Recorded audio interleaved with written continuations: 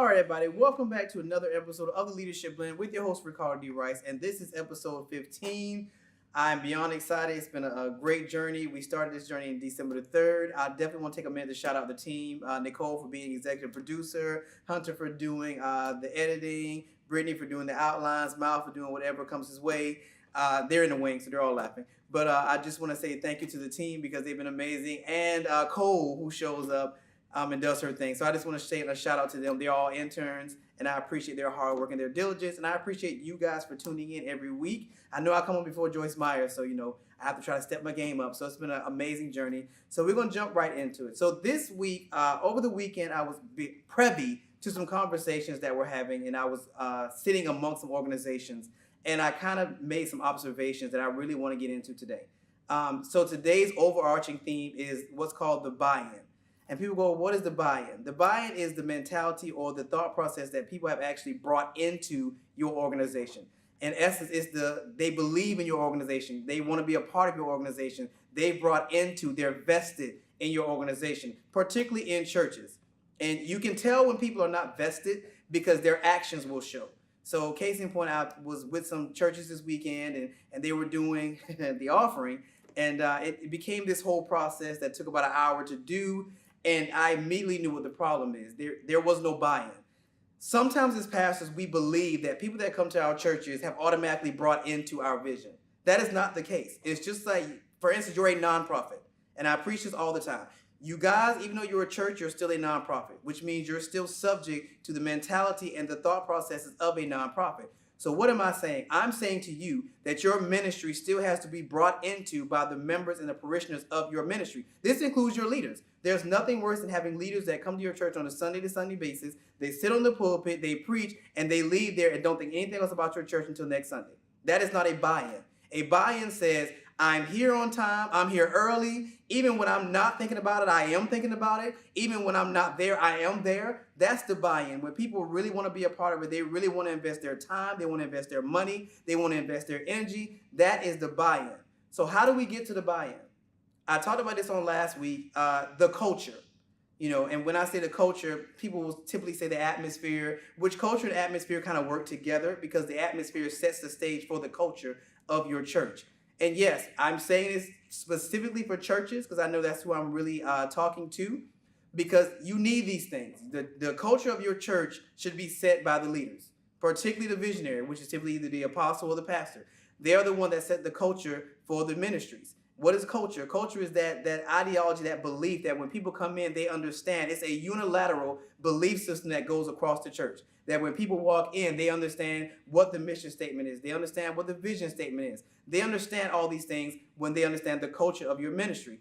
Oftentimes, we don't set a culture. We just open a ministry and it just kind of goes. There has to be a standard and a precedent that is set. So for instance, let's say we'll use the example of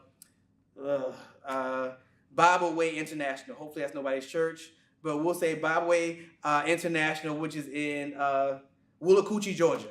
And the pastor is Pastor Pillow. So Pastor Pillow decides he wants to open a ministry. And before he opens the ministry, he sits down, he consults the Lord. He says, well, who am I catering to? Who is my, in essence, target audience? I know it sounds crazy, but just go with me. Who is my target audience? So when he says that, he means, there's got to be a specific niche for my ministry. Some ministries focus on families. Some ministries focus on broken men. Some ministries focus on healing women. Everybody has a focal point. It doesn't mean that you're limited to that group of people. It just means that that's going to be at the heart of your ministry. That's at the core of your ministry. And oftentimes, this core people is usually based off the life experiences of the leaders. So if the leader is a male who's gone through some kind of transformation, typically his ministry will cater more to men who are going through the same thing he's going through. Does not mean, and I want to repeat this again, does not mean that you don't reach everybody. It just means there's a specific niche that your ministry caters to that will be at the core of your membership. And you definitely want to keep that in mind because, again, even though you're a ministry, you still have to market, you still have to get in the community, you still have to do all these things. And in order to do those things, you have to have a plan. And ultimately, you have a marketing plan. I know these are all crazy terms, but these are used and they are necessary to make sure that your ministry grows properly and that the message that you're trying to convey gets out into the community. So again, we go back to the example with Pastor Pillow, and Pastor Pillow sits down and he decides that his ministry is going to be based for restoring the man. And by restoring the man, he means he wants to make them whole. Make sure they have good jobs, make sure they're being good fathers, make sure they're being great providers, things of that magnitude.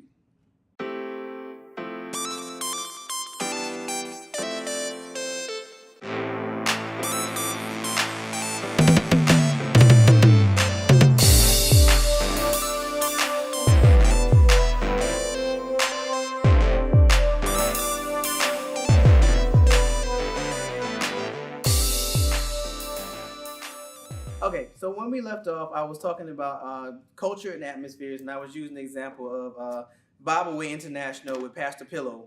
And Pastor Pillow decided that he wanted to start a ministry. So when Pastor Pillow sits down, he consults the big man upstairs, and he tries to find out who is his niche market. So in self-reflection, he discovers that his ministry is made for, it will cater to men he wants to restore the whole man.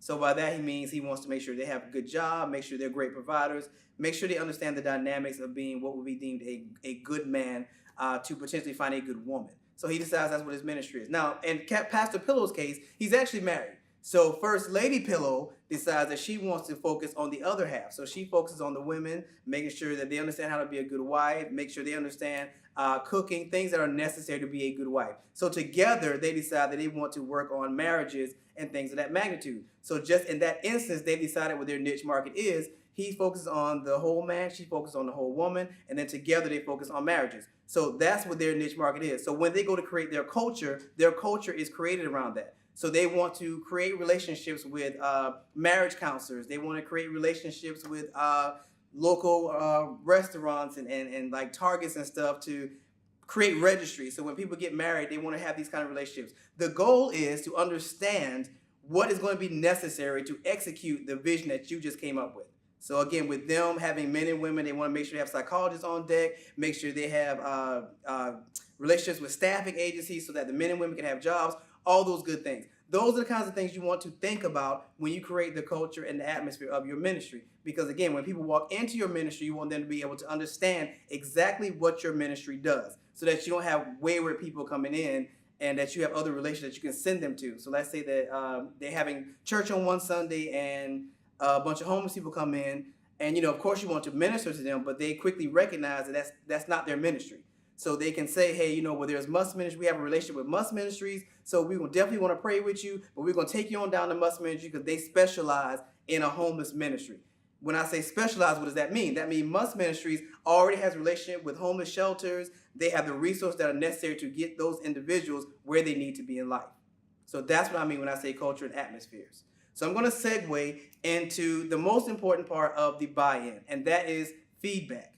Now, in ministries, again, I know some of these terms are a little weird, but I assure you that they are accurate for even in ministry. So in ministry, you're still going to need the feedback of the people that attend your ministries. What does that mean? Suggestion boxes. And again, you don't have to touch certain things. So if somebody says, well, you should have a shorter service, that's not necessarily a suggestion you can really use. You keep it in mind. But if somebody says, I really wish that we had a daycare, that's something you can look into. If somebody says, I really wish, we want to seek counseling, we just don't know where to start at, that's something you also can look into, creating those partnerships and those relationships. So what exactly is feedback? Feedback is commentary from individuals who are in your organizations. It's their thoughts. It's what they feel. It's what they think from their observations. Remember, as leaders, you're always dishing out, but you're very rarely getting back. So that's what feedback is. Feedback is that necessary commentary that you need to be not only a good leader, but the best version of a leader you can be for your followers. So it's always important to make sure that you get feedback. Now that feedback starts with a chain. So you have your parishioners, then you have your leads, and then you have your leaders. So your parishioners should always be talking to your leads. Your leads should always be talking to your leaders, and your leaders should always be talking to you. That way, everybody's opinions and thoughts are being properly observed so that you understand what's going on in every aspect of your ministry. Honestly, this is the fear of a lot of people. They feel like as a bigger ministry, you start losing sight of the people that actually go to your church. Not so. Again, if you make sure that chain is in place, then nobody falls through the cracks. And you don't want anybody to fall through the cracks in your ministry. So why do we need feedback? Again, you need feedback because feedback lets you know what you're doing right and what you're doing wrong. Now, of course, God gives the final say, but man is still human, and you are talking to humans. So you definitely want to understand what those humans are receiving on a Sunday and a weekly basis. When they come to Bible study, hey, I wish we would cover such and such and such. Hey, we don't get the opportunity to ask questions. These are all the kind of feedback that are necessary to make sure that you are not only feeding the people, but that they are properly growing and feel like they are growing. Because what happens is people feel like they're not necessary, people feel like they're not needed, they'll leave. And even in ministries, retention is important. I should not come to your church this Sunday and then I come back 2 months from now and it's a whole new congregation. That's a reflection of the leader. So you want to keep all these things in mind, why feedback is necessary and what exactly is feedback, because it is important to make sure that you're the best leader that you can be and that your parishioners are properly growing and developing.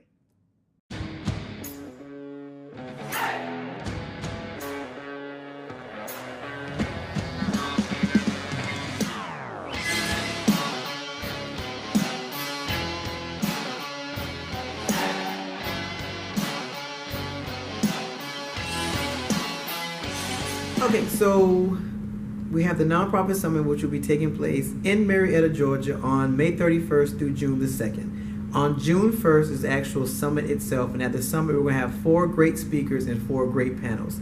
The speakers will be talking about everything from international leadership to grant writing to how to write a book the proper way and put your life in an actual book that people will want to read.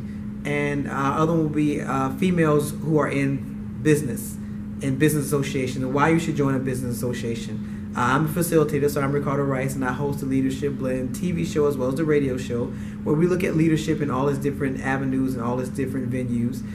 So I decided I wanted to do this summit because I want to be able to really get into the areas we need to improve on in leadership, things that we need to know. How to write a grant for those people who have ministries and want to have community centers and after-school programs. How to write a book the proper way, which Coach AJ, well, she calls herself Coach AJ, Audrika Austin is going to be talking about that. Angela talks about she was the president of the Marietta Business Association last year, so her outlook is how women operate in business associations and what's the benefits of joining your local business association or your local chamber of commerce. Like I said, I'll be talking about grant writing. It's like a dissertation, but I plan on simplifying it. And then our panels range from the glass ceiling, where Dr. Henson and Dr. Wheat will be talking, along with Tamika Milburn, who owns a professional women's basketball league. We talk to millennial women. Ashley Dash is a career branding expert. She's on that panel. LaShawn Dreyer is on that panel. She does women networking events.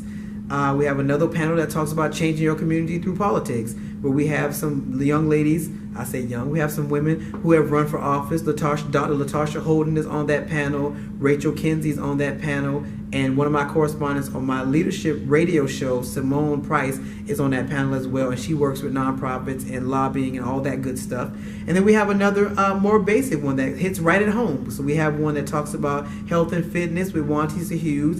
And then we talk about skin and hair care with Dr. Nikki Hill. So as you can see, it's going to be a plethora of information. It's going to be a plethora of panelists and speakers. And it's going to be a great event. And again, it's on June the 1st. You want to head over to ricecommunity.com. That's Rice with a W. And get your tickets. Tickets are $25, and that includes foods and swag bags, which we're going to be giving away. So it's going to be a great event that you don't want to miss. Great information, a great time. And I look to see you there.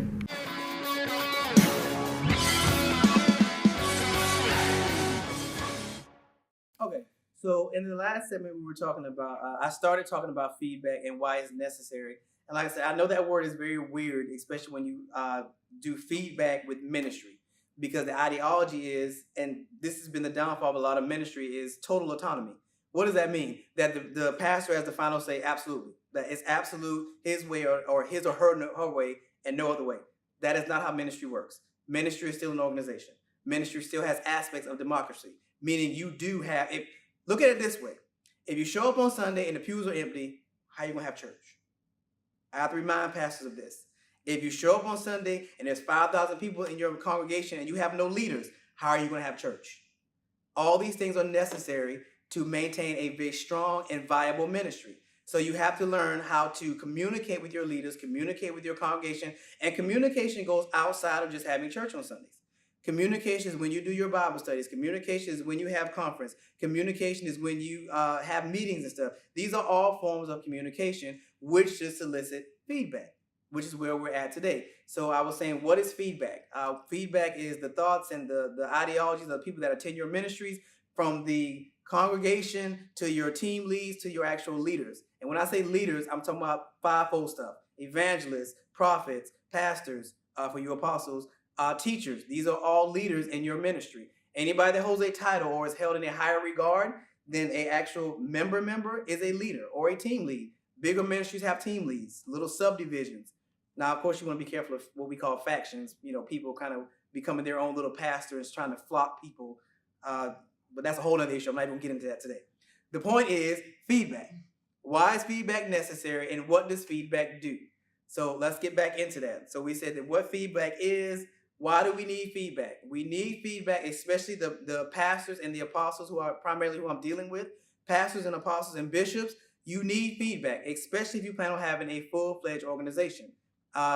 Organizations like COGIC, where they're having national conventions and international conventions, you need that feedback, because not only are you dealing with local leaders, you're dealing with national leaders who are dealing with people in all different aspects, in all different states, and all different nationalities.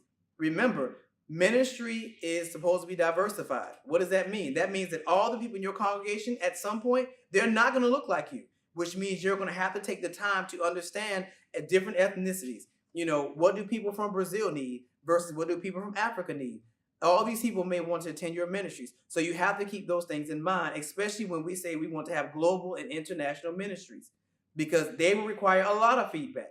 Because a lot of times we don't necessarily understand their cultures, and we don't necessarily take the time to understand their cultures. So feedback helps fill that gap. When you sit down with one of your African members and they say, well, hey, we come from Africa and we love your ministry, but have you ever thought about doing this? Or, we want to bring our families in, but they may not understand the language barriers in here, or, they may need X, Y, Z. And you say, well, hey, I did not know that. Thank you for giving me that feedback.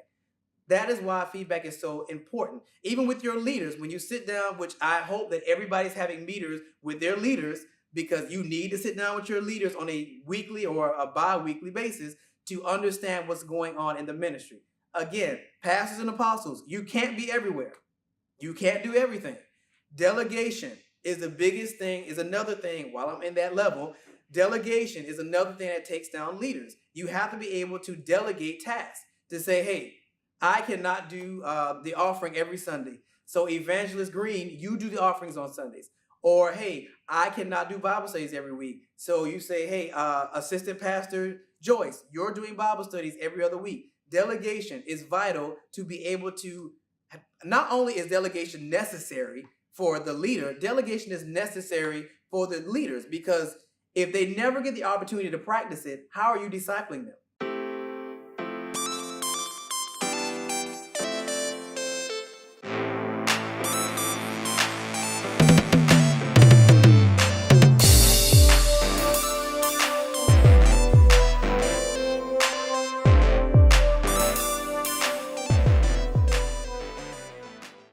Okay, so when we left, I was talking about the buy-in, and then I hit a subject that I definitely want to get into while we're talking about buy-ins. That is delegation. What is delegation? Delegation is the ideology that you kind of pass off or delegate tasks, chores, projects to your leaders or people that are underneath you, your subordinates. I have this fight consistently with pastors. I will ask a pastor, I will say, well, who is your assistant pastor? Do you have one? Yes. What do they do? Nothing. Why does your assistant pastor not do anything? Well, because, I'm just used to doing it. Delegation is a necessity not only for the pastor or the senior pastor, it is a necessity for every leader that is under you. Why? Because delegation is practice. How can an assistant pastor practice being a pastor if you never delegate the responsibilities of a pastor to them? It's that simple. How can an evangelist learn how to evangelize if the chores of an evangelist are never passed on to them to practice while they are under a pastor? Delegation is a necessity. It is also a skill set that a good leader must learn how to use. Also, for leaders, delegation is a lifesaver, because once you disciple individuals and teach them what you need, and you give them the opportunity to practice it, it's less responsibility for you. Case in point, most people know I have interns. Most people know I have a radio show, the TV show. I started delegating. It made my life so much easier. So on the radio show, I promoted Simone to lead correspondent. What does that mean? Whereas I would normally be pulling all the headlines to have the discussions that we have, Simone does all of that. So now all I do on Mondays is show up. She has the roster. She has already pulled all the headlines. All I say is, what's on the rundown? She already has it laid out. I promoted another one of my interns to an actual correspondent. So now he has the ability to carry a story. So what does that mean for me? That means I have less responsibility and I can get more done because I don't have to focus on the minute task that someone who is succeeding me is going to be able to need to be able to do. Same thing for a pastor. Delegation is a necessity and it is a skill set that can make or break your ministry. That is another part of the buy-in. When you, and this is the worst mentality, again, I'm very passionate about this. This is one of the worst mentalities a leader can have. Well, if you want anything right, you got to do it yourself. That is the worst ideology to have. Granted, I always tell individuals, even with me, I learn how to do something first before I delegate it. Because there's nothing worse than giving something, and this is also a pitfall. A good leader should learn how to do something. She should understand every dynamic of your business. If you're in ministry, hopefully you climb the ranks that you were probably an evangelist, which helped you build your ministry.